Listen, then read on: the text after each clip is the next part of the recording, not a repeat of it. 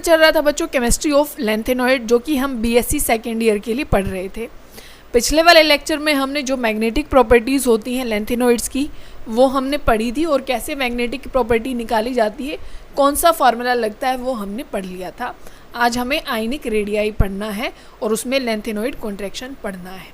ठीक है, अब देखो, अगर आप आयनिक रेडियाई की बात करें तो हम सबको पता है आयन का जो रेडियस होता है उसको आयनिक रेडियाई बोला जाता है। और हमें किसका पढ़ना है, हमें पढ़ना है लेंथेनॉइड्स का। जो लेंथेनॉइड्स के बाद कौन से हैं, मतलब ये तो 57 होता है, उसके बाद कौन से 58 से लेके 71 तक जो 14 एलिमेंट आते हैं उनका रेडियस, उनका नेचर, मतलब वो डिक्रीज़ होते हैं या वो इंक्रीज़, और इंक्रीज़ होता है तो क्यों होता है, या डिक्रीज़ होता है तो क्यों होता है, वो सब कुछ हमें देखना है। ठीक है, आप जानते हैं लेंथेनॉइड के बाद 14 एलिमेंट आते हैं। कौन कौन से आते हैं? लेंथेनॉइड के बाद कौन आता है बच्चों? सीरियम। ठीक है, मैं लिख देती हूँ। हमने याद किया था सी पर, Nd, Pm, Sm, फिर हमने बोला था यू, गुड, तब डाई हो, तब डाई हो, इर, तुम, ये भी, फिर आता है Lu, ल्यूटेटियम, लूटो। ठीक है, ऐसे हमने याद किया था, ये एलिमेंट आते हैं। तो अगर आप इनके साइज़ देखें ना बच्चों, जैसे सीरियम का पिकोमीटर में अगर मेज़र किया जाए तो, या फिर आंस्ट्रोम में, हम आंस्ट्रोम में लिखेंगे कि ये है 1.02 आंस्ट्रोम में ये है। ठीक है, तो अगर आप किसका देखें, अगर आप देखें परसियोडाइमियम का, ठीक है, इसमें क्या हो जाता है, ये लगभग आता है 0.99, और अगर आप नियोडाइमियम का देखें तो ये हो जाता है 0.98, अगर आप प्रोमेथियम का देखें तो ये आता है 0.97। तो आप इनका डिक्रीज़ देखिए एक बार कितना है, सिर्फ पॉइंट पे आ रहा है बिल्कुल। ठीक है, जैसे ये 0.98 था, ये कितना है, 0.97 है। तो अगर डिक्रीज़ होता तो भाई ऐसे तो होता भाई कुछ 7-8 पॉइंट का, 12 का, जैसे हम बोलते हैं कि अगर लेफ़्ट टू राइट जाते हैं तो हमें सबको पता है भाई साइज़ जो होता है वो डिक्रीज़ होता है, हमें सबको पता है। पर इतना जो आप बिल्कुल पॉइंट से जो डिक्रीज़ होना है वो कैसे हुआ, उसका कारण क्या रहा, वो होता है लेंथेनॉइड कॉन्ट्रैक्शन की वजह से। अब लेंथेनॉइड कॉन्ट्रैक्शन किस बला का नाम है?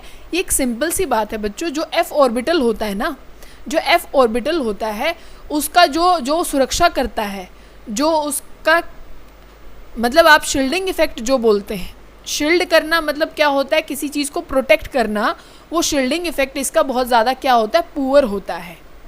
ये शील्ड नहीं कर पाता। शील्ड करना होता है भाई बिल्कुल एक ऐसे न्यूक्लियस के चारों ओर क्या बना ले, ये न्यूक्लियस है, यहाँ चारों ओर एक बिल्कुल शील्ड बना दी जाए और इलेक्ट्रॉन का इम्पैक्ट जो आउटर इलेक्ट्रॉन है उसके ऊपर ना आने दे, और जैसे ही न्यूक्लियस का जो न्यूक्लियर चार्ज है वो आउटर इलेक्ट्रॉन को अट्रैक्ट कर नहीं सकता, क्योंकि यहाँ एक शील्ड बन गई है, जिसकी वजह से ये इलेक्ट्रॉन बाहर आसानी से नहीं घूम सकते।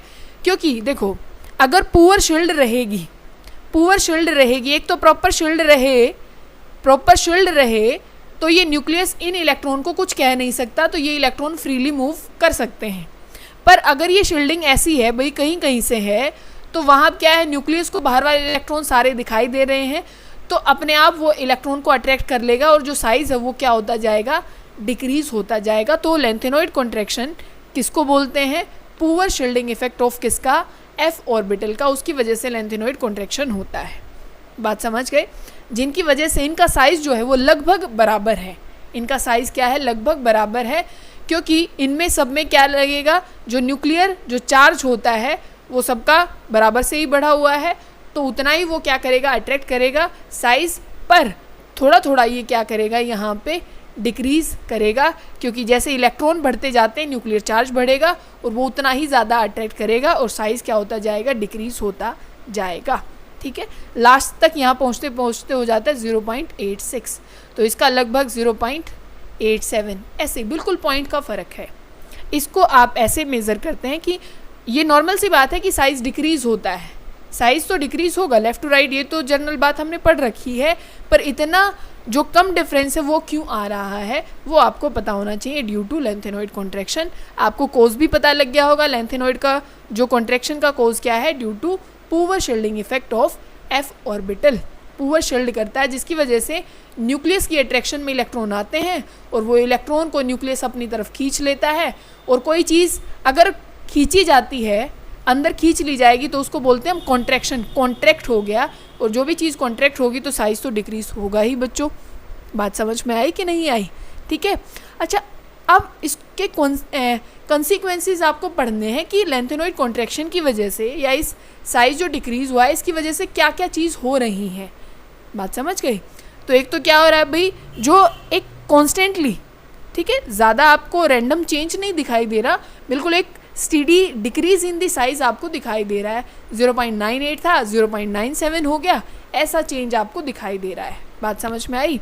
अगर इलेक्ट्रोनेगेटिविटी की बात करें तो हम सबको पता है अगर साइज़ डिक्रीज होता है तो इलेक्ट्रोनेगेटिविटी क्या होती है, ज़्यादा होती है। जैसे अगर आप किसकी बात करें, ऑक्सीजन की बात करें, फ्लोरीन की बात करें, तो हमें पता है भाई फ्लोरीन का साइज़ कम है, उसकी इलेक्ट्रोनेगेटिविटी ज़्यादा है। जो जितना न्यूक्लियस के पास होगा उसकी ज़्यादा इलेक्ट्रोनेगेटिविटी होती है।